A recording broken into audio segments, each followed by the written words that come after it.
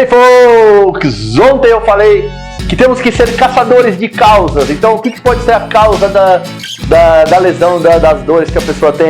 Pode ser um problema no quadril que não estende, pode ser um pé que pisa torto, pode ser uma rotação da coluna que não acontece. Mas eu vou falar uma coisa, eu tava mentindo e eu vou te contar por quê.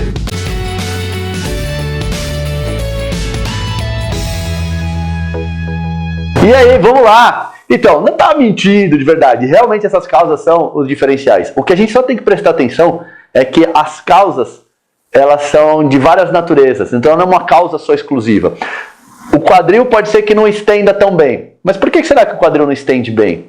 Pode ser que esse quadril não estende bem porque a pessoa é tímida. Então existem fatores que estão além dos morfológicos, que eles estão em outras esferas, que é o que a gente chama de corpo, mente, espírito, que tem que ser estudado. O ambiente que você vive tem que ser estudado. As condições socioculturais do ambiente tem que ser estudado. Quando eu estudei nos Estados Unidos, uma vez eu estava conversando com o Pavel Tsatsouline, que é o cara lá do Kettlebell, e ele falou que quando ele veio para os Estados Unidos, ele percebeu que o americano, por comportamento, andava muito com o quadril para dentro, o que ele chama de andar com o ventre para dentro, com o sexo para dentro, talvez por um moralismo, por alguma coisa. Então ele andava muito fechado, enquanto que o russo, ele é bonachão, ele anda sempre mais com o seu ventre à mostra, o seu sexo à mostra, né? Então ele anda mais aberto. E que isso para ele, para fazer swing, por exemplo, do kettlebell, era uma coisa que atrapalhou muito. Quando ele chegou nos Estados Unidos, as pessoas não conseguiam liberar o quadril para poder fazer o swing com uma potência máxima. Então, e ele questiona isso e relaciona isso a um comportamento sociocultural daquele país. Mas vamos lá, deixei no vídeo aqui de hoje, vamos explicar um pouco melhor sobre corpo, mente e espírito que influenciam as causas das dores. E agora é com você, meu amigo professor. Um outro ponto que é interessante a gente pensar, e eu vou falar agora, você que está começando, talvez nem tenha pensado nisso, quem já está um tempinho mais nesse ramo da reabilitação, já está começando a perceber, que já está lá na frente já percebeu, é que muitas vezes, e também muitas vezes mesmo, essas causas elas não têm origem, talvez, numa extensão de quadril. Até ter a causa da extensão do quadril. Mas, vamos usar até esse exemplo da extensão do quadril, esta causa da deficiência da extensão do quadril, ela tem uma origem emocional. Por exemplo, estender o quadril é, de alguma forma, se abrir para o mundo. Uma pessoa tímida, por exemplo, às vezes não faz isso. E ela não faz isso não é porque o quadril dela não funciona, é porque o emocional dela trava ela de fazer isso. Isso é só um exemplo. Então, para trabalhar com reabilitação, antes de tudo você tem que lembrar que o que é que você vai reabilitar? São pessoas. E se você vai reabilitar pessoas, você tem que ser um expert em pessoas. De todos os campos, pessoas têm corpo, mente e espírito, ou seja, todas essas valências num sistema integrado podem ser a causa de um problema. Então você vai entender que o seu trabalho vai um pouco além de só passar exercícios. Você tem que começar a ter que se entrosar com essa pessoa, interagir com ela, dar espaço para ela falar e dar feedback para você, e esse feedback vão ser analisados. E os caminhos podem ser vários. Não tem uma metodologia, uma fórmula pronta, você faz isso que dá certo para o joelho. Não, você tem que entender a causa emocional também, às vezes pode ter, às vezes pode não ter, mas a causa pode não ser emocional, mas o processo envolve algo emocional, ou aquela dor está ligada a algum ponto emocional, ou seja, tudo isso é muito interessante da gente saber. E como é que a gente sabe isso? Tem que estudar essa parte comportamental do ser humano. Isso foi uma grande sacada que o Gary trouxe, que é assim, só estudar as ciências biológicas, ou seja, só anatomia, fisiologia, biomecânica, cinesiologia, tudo isso aqui é muito legal, mas isso nunca vai te dar toda a explicação, vai te dar um terço da explicação. O outro terço vai vir com estudar como o mundo se processa, ou seja, com que a gravidade faz comigo, porque eu não posso impedir a gravidade, então eu tenho que saber o que ela faz comigo, o que a força de reação do sol, ou seja, todas as forças físicas fazem comigo, o calor, o frio. Uma pessoa com frio se movimenta de um jeito, uma pessoa com calor se movimenta de outro jeito, uma pessoa com fome se movimenta de um jeito, uma pessoa super empanturrada de comer já se movimenta de outro, uma tímida de um jeito, um agressivo de outro jeito, um mais zen de outra forma, ou seja, tudo se impacta. É mais um terço do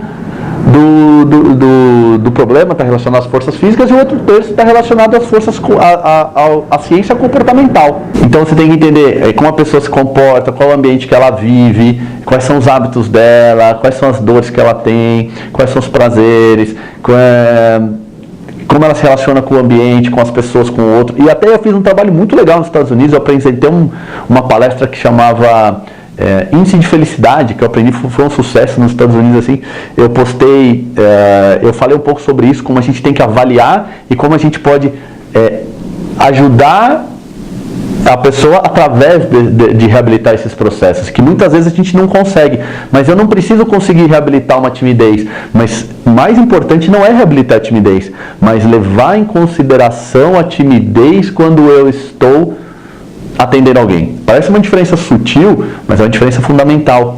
But now, you are question yourself, okay, but I'm just a coach, I'm just a physical therapist, I'm just a trainer. It's not my job to deal with this. And you are wrong, baby. You are wrong.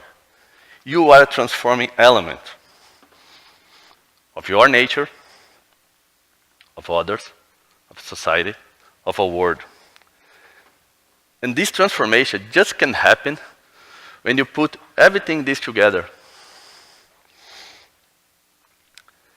And even if you don't have qualification to work with shyness of a client, for example, you can encourage it.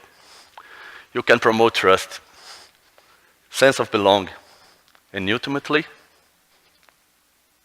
love.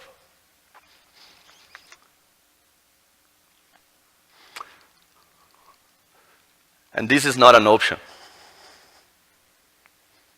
Not for gift fellows. It's your mission. You need to assess and reassess, because the different is the results of your work. The different is a happier person, a healthier society, a better world, where life is worth living.